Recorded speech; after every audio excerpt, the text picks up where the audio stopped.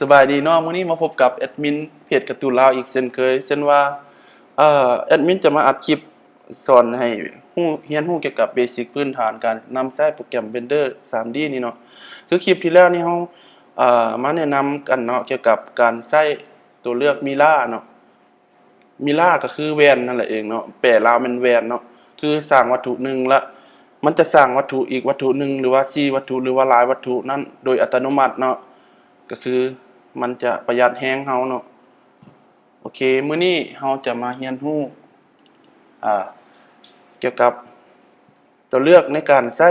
ก็คือบูลินเนาะอธิบายง่ายๆก็คือบูลินนี่แม่นการการตัดวัตถุการรวมวัตถุหรือว่ามันจะมี3ตัวอย่าง3ตัวเลือกก็คืออันที่1ยูเนียนแม่นการรวมวัตถุเข้ากันเนาะ2วัตถุหรือว่าหลายกว่า2วัตถุก็ได้เนาะรวมเข้ากันเป็นอ็อบเจกต์เดียวที่2แม่น different นี่แม่นการตัดวัตถุหนึ่งโดยการใช้วัตถุหนึ่งมาตัดใช้วัตถุมาตัดกับวัตถุเนาะ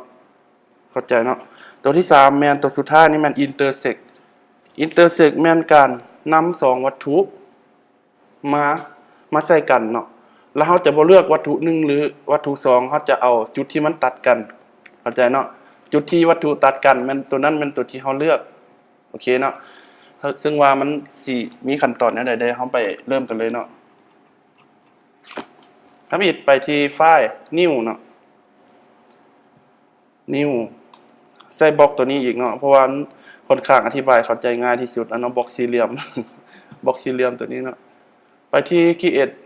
ดึงวัตถุหนึ่งเข้ามาเนาะเพราะว่าเฮาในการสาธิตต้องมี2วัตถุขึ้นไป2 object 2วัตถุนี่เนาะคือดังที่เว้าไปเนาะทำอิฐนี้เฮาสิอธิบายให้รู้เกี่ยวกับยูเนียนเป็นการรวมวัตถุโดยใช้บูลินนี่แหละเนาะ select วัตถุใดที่เฮาสิเอาเป็นหลักให้คลิก select ให้มัน standby ขึ้นมานั่นนี่เนาะ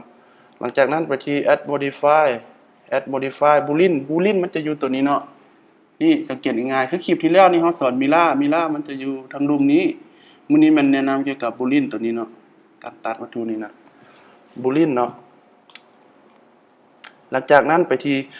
เฮาจะเฮ็ด union ก่อนการรวมเนาะรวมวัตถุเข้ากัน union มากดที่ object box ตัวนี้เลือก sphere เนาะหลังจากนั้นกด apply แล้วหลังจากนั้นเราต้องย้ายวัตถุออกเนาะวัตถุหลักนี่นะย้ายออกนี้มันจะเห็นตัวนี้มันเฮาบ่เอาเนาะตัวเดียวนี้กด x delete เลยเพียงแต่เท่านี้เนาะเราก็จะได้วัตถุที่มันเป็นอ็อบเจกต์เดียวเนาะ2วัตถุแต่ว่ารวมกันแล้วเนาะยูเนียนกันเป็นอ็อบเจกต์เดียวนี่เนาะอ็อบเจกต์เดียวแล้วเข้าใจเนาะเอาไปกันต่อเลยตัวเลือกที่2เนาะไปที่ไฟล์ new ดึงวัตถุนึงเข้ามา create เนาะ create เข้ามาเอาบล็อกสี่เหลี่ยม2อันเนาะอันนี้เป็นการสาธิตซื่อๆเนาะตัวใดเข้าใจง่ายแอดมินเลือกบล็อกสี่เหลี่ยมตัวนี้เข้าใจง่ายดีเอาวัตถุใดเป็นหลักก็ select เช่นเคยเนาะง่ายๆขั้นตอนก็บ่ยุ่งยากเนาะ select วัตถุเป็นหลักไปที่ add modify เลือก boolean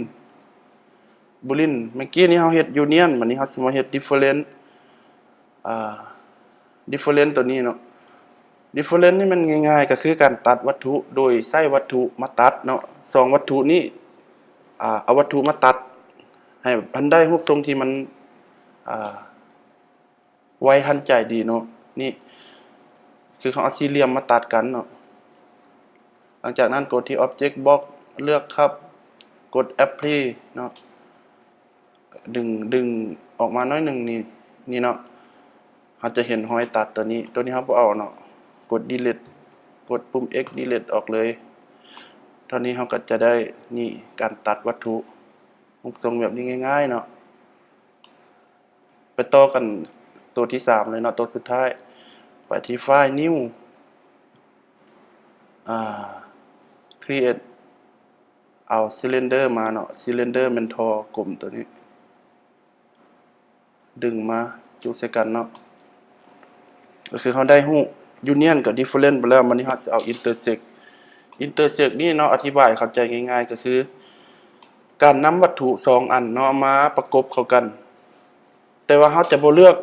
เราจะบ่เอาวัตถุหลักหรือวัตถุย่อยเราจะเอาจุดที่มันตัดกันนี้เนาะจุดที่2วัตถุตัดกันนี้เราจะเอาเนื้อที่บริเวณที่มันตัดกันนี้เนาะ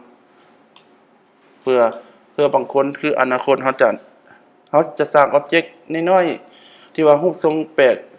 สิเนาะเราจะใช้ตัวเลือกนี้ในการเฮ็ดมันจะประหยัดเวลาไวขึ้นเนาะมาที่ add modify เช่นเคยเนาะ boolean intersect เนาะตัวเลือกสุดท้ายนี้เลือกobject box นี้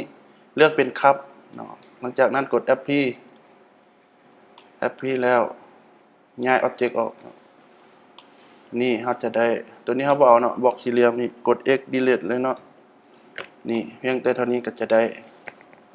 บอนที่เราตัดอันนี้ก็คือจุดที่2วัตถุตัดกันเนาะมันจะบ่แม่นทอกลุ่มแล้วก็จะบ่แม่นบล็อกสี่เหลี่ยมเนาะมันจะได้รูปทรงที่แตกต่างออกไปเนาะ